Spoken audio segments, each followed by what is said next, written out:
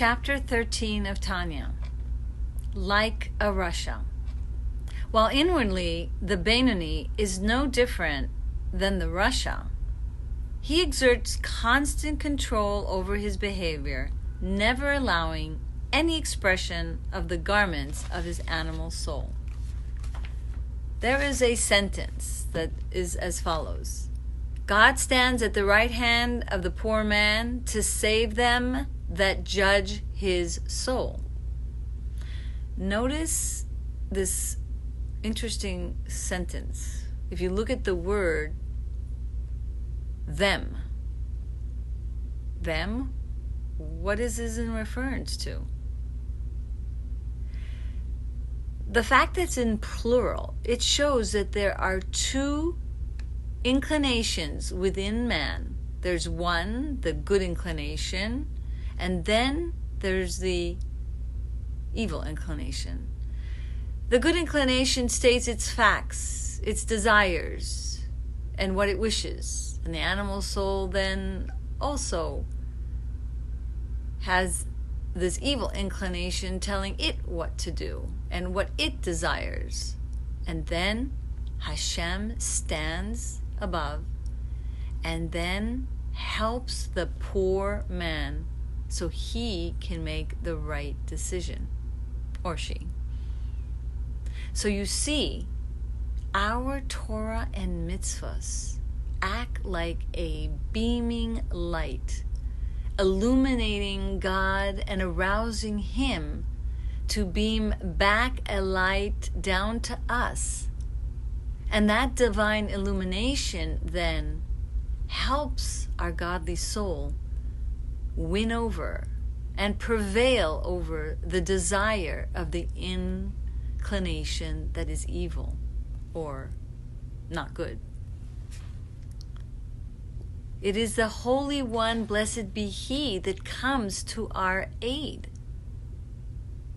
You see, in Tanya, we are taught that if we don't have God's help, we won't prevail. But how do we get God's help? By doing Torah and mitzvahs.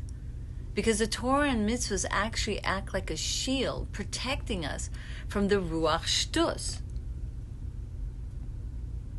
And that's why in Tanya of this chapter it says, the pasuk from the beginning of Tanya, be in your own eyes like a rasha. Meaning, consider yourself like a Benoni. Because the Benoni also is like a rasha. They're both challenged by the inner dialogue of the inner warfare between these two inclinations. Because really only the tzaddik has the ability to nullify and transform the evil within. And that's by God's design and God's direction. We're also taught a very important lesson here. With the passage of time, the bad within us can gain strength because we're utilizing our animal soul considerably through eating and drinking and mundane pursuits constantly.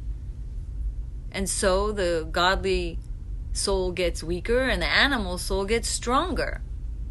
It could even be stronger than it was at birth. Even if you're not sinning, just eating not l'shem shamayim, drinking, and everything else under the sun, if not done for a godly purpose, then we strengthen our animal soul.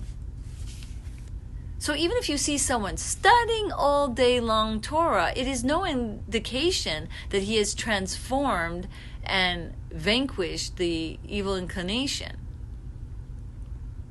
Because during prayer, everyone can arouse the godly love that's deep within us. Of course, you know, the higher the soul, the less preparation it needs to do to arouse that love.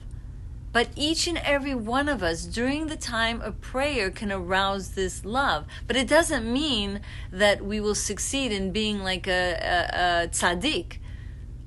or even a Beinoni.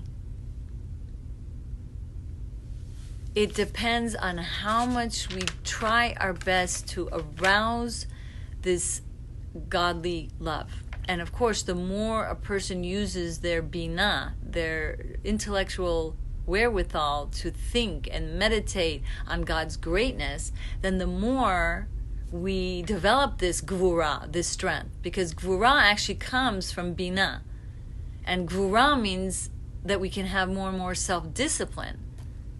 So true, the more we make an effort, we can increase our ability to have this self-discipline. And this is great news.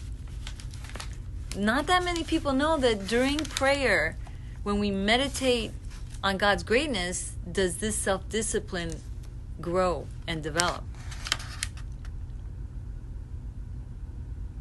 So, like in reference to like the true service of a tzaddik, the service of a Beinoni is true in comparison and relative to the tzaddik.